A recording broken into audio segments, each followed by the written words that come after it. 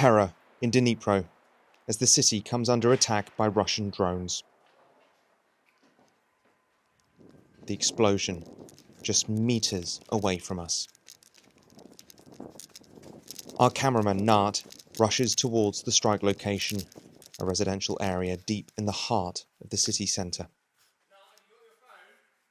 No.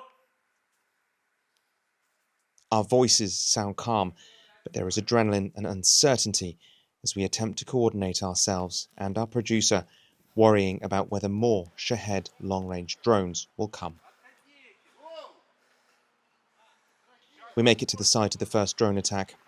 It's already attended by emergency services when the unmistakable bumblebee sound of a second Shahed sends even these experienced rescue workers diving for cover.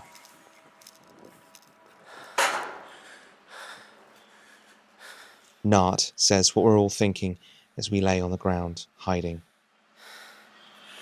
It's so near. So near. This is what night looks like across Ukraine in a war that still seems as far from ending as it ever has. As we try to find the location of the strikes, we talk to locals.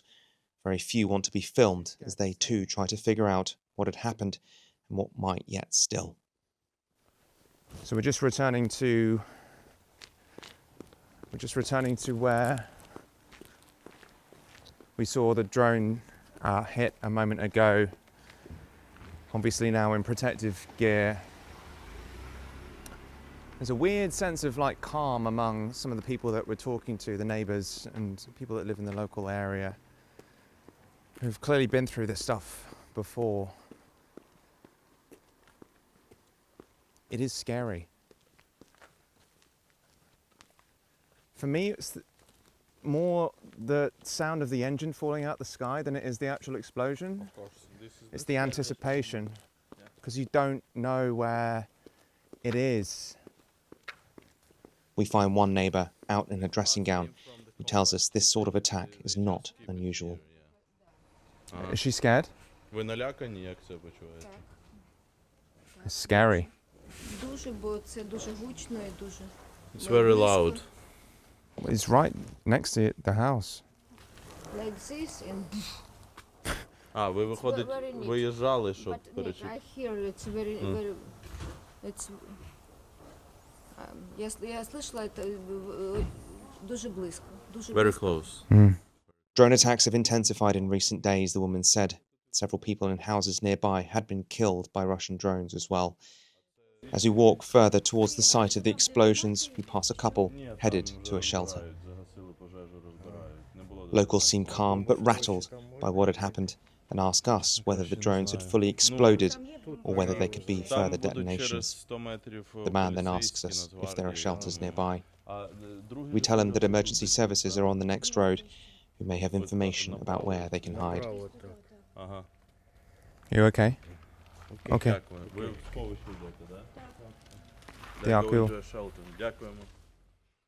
We count at least 3 fire engines at the scene of the first attack. One of the firemen tells us, at least for now, there are no casualties. So we're still listening out to hear whether any more of these drones are going to come. It's been about 45 minutes since the last one flew over our heads. We've seen a number of people walking past us, some to shelters, some pretty relaxed, it must be said. And looking into some of the houses now, it's clear that not everybody is jumped up or reacting in the same way that you might imagine people would do in this situation. And the reason, of course, for that is because this is a nightly occurrence for people across the country. Civilians living in their homes, having to listen to bombs falling from the sky and wonder if tonight is the night that it falls on them. From what we can tell, nobody has been injured or killed so far this evening, but people in this area have lost their lives from these sorts of drone strikes.